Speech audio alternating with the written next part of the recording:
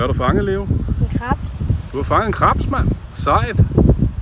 Cool. Skal den ned i spanden? Ja. Fedt, mand. Så fik vi fanget 3 krabs og to skaller. Se krabsen her. Krabs. Skal vi sætte dem ud her, Leo? Ja. Der er den kravler ned. Så tager vi en mere her. Sætter her. Den kravler der. Kan du se det? Ja, det er der også en. Den der er virkelig bange. Og de kommer nu. Så de skal nok kravle. Den der var hurtig. Ja. Så er de ude. Jeg har gemt de 2 skaller til noget gedefiskeri.